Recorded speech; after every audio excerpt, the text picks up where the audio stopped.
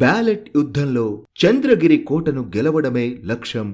తనకు రాజకీయ జీవితం ప్రసాదించిన చంద్రగిరి నియోజకవర్గంలో ఈ మారు ఎలాగైనా గెలవాలని టీడీపీ అధినేత నారా చంద్రబాబు నాయుడు కృత నిశ్చయంతో ఉన్నారు. తన సొంత నియోజకవర్గంలో పట్టు కోల్పోవడం చిన్నతనంగా భావిస్తున్నారు. ఇక్కడ గత 25 సంవత్సరాలుగా టీడీపీ గెలవలేదు.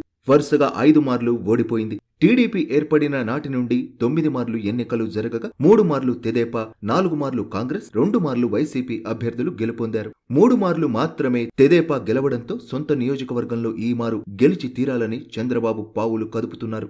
గతంలో వరుసగా కాంగ్రెస్ లో 3 మార్లు విజయం సాధించి మంత్రిగా పనిచేసిన గల్లా అరుణకుమార్ని పార్టీలో చేర్చుకున్నారు.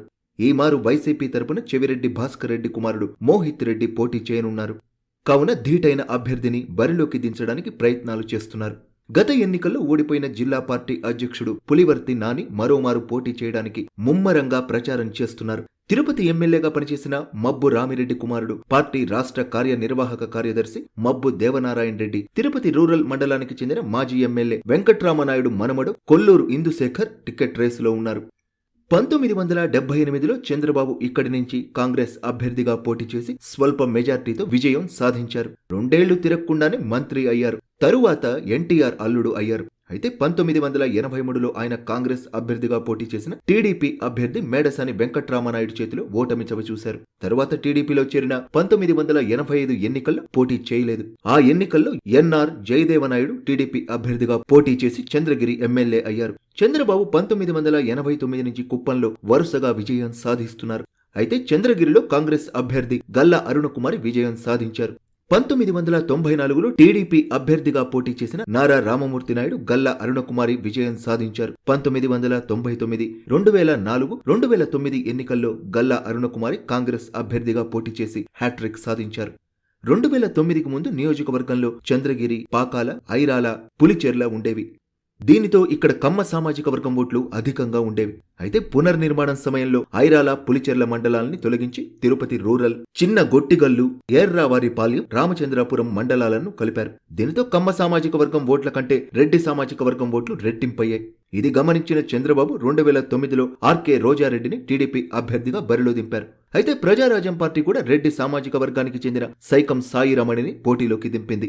దీనితో రెడ్ల ఓట్లు చీలిపోయి కాంగ్రెస్ అభ్యర్థి గల్లా అరుణకుమారి 10,980 ఓట్ల మెజార్టీ సాధించారు.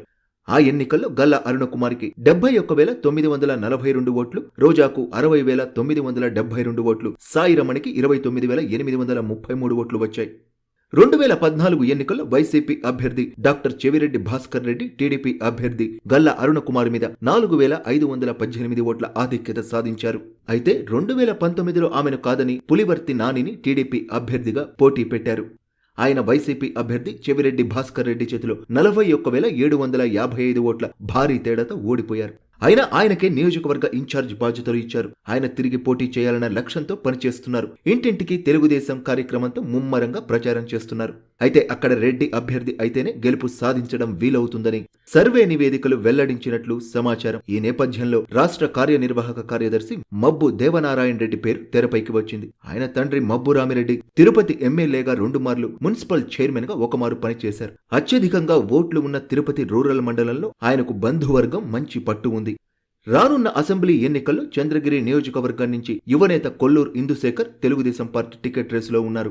ఆయన అభ్యర్థిత్వాన్ని పార్టీ పరిశీలిస్తుంది. ఆయన మాజీ ఎమ్మెల్యే మేడసాని వెంకట్రామనాయుడు మనవడు, తిరుపతి రూరల్ మండలానికి చెందిన వ్యాపారవేత్త.